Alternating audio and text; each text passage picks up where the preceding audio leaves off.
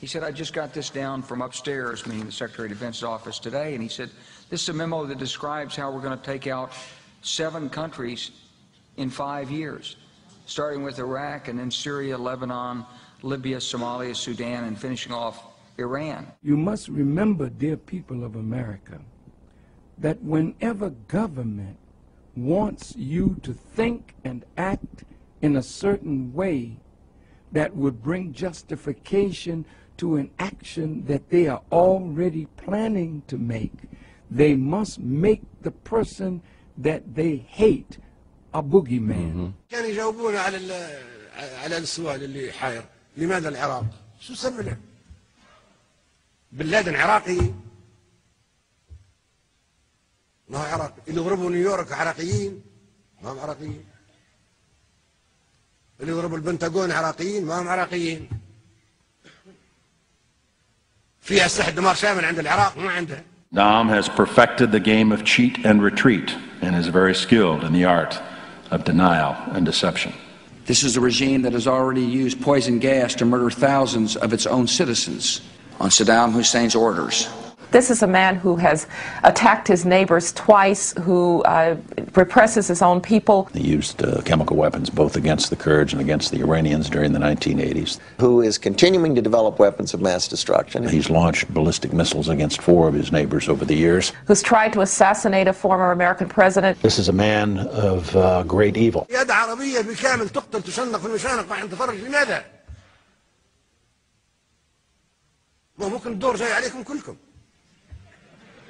نعم. ليش امريكا قاتلت مع صدام حسين ضد الخميني؟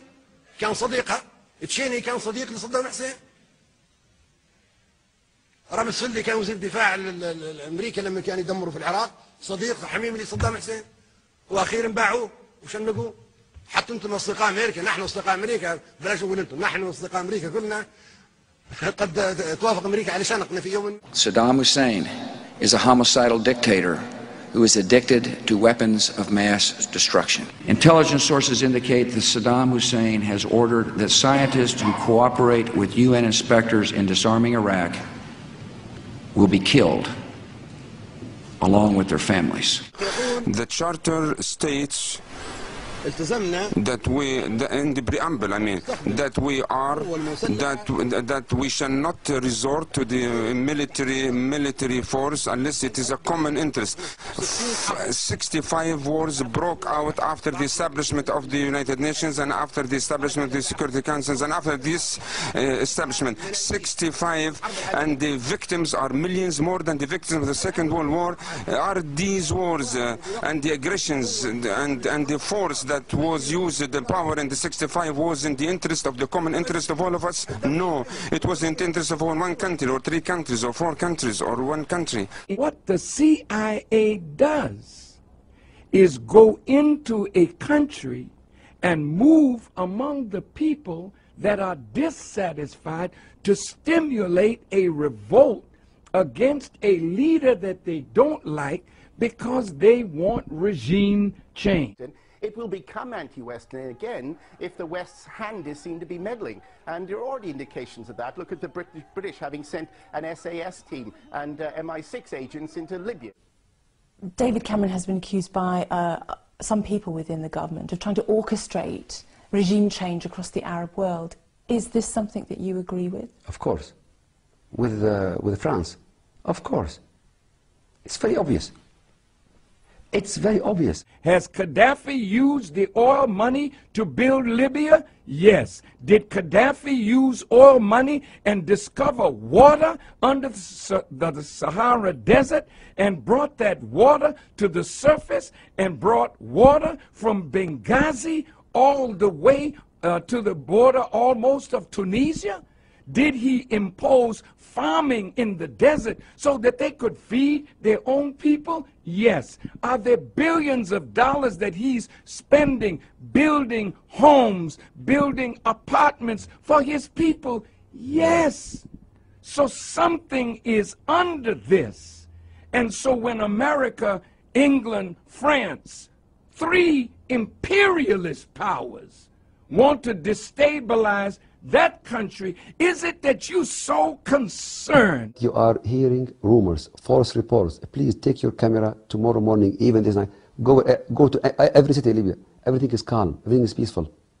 The point is there is a big gap between reality and the media reports. So is the unbalanced nature of the coverage. Rather than being impartial observers, some networks stop short of directing the protesters.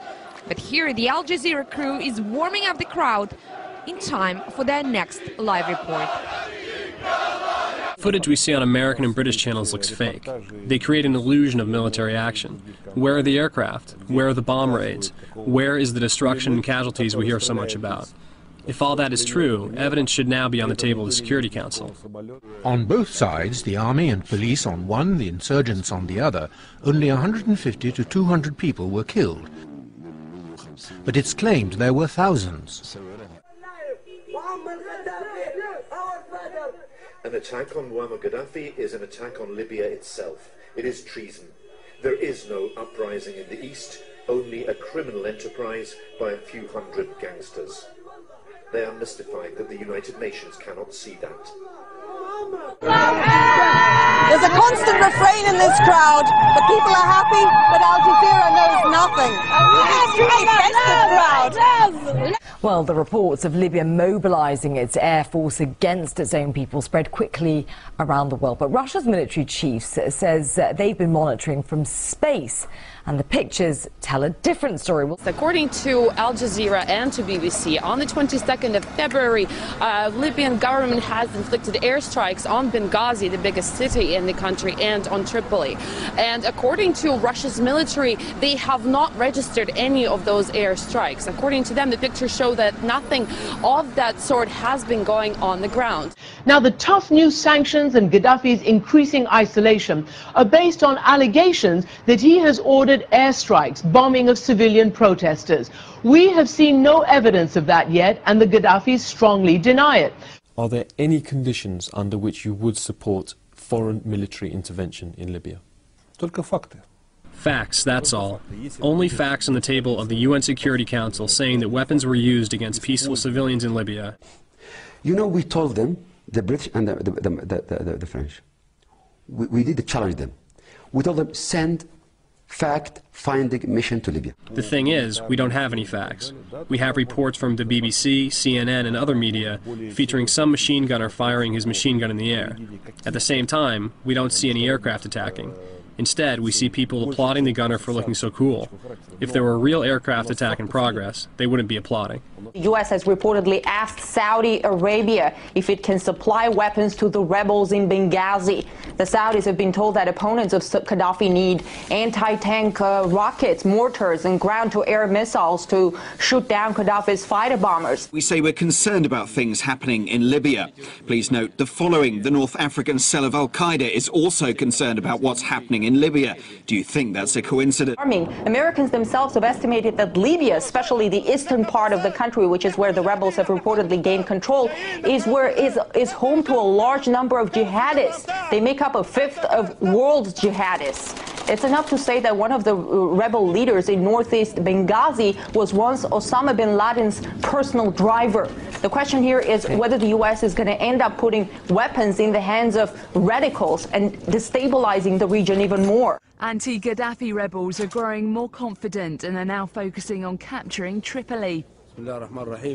With God's will, we will win. We're going out today for this tyrant and Zionist. With God's will, it will be his last day. This man has been investing in African development.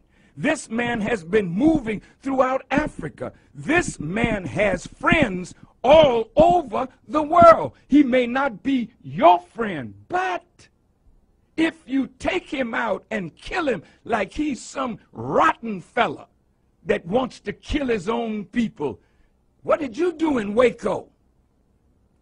What did you do when your people rose up? Did you talk them out of it?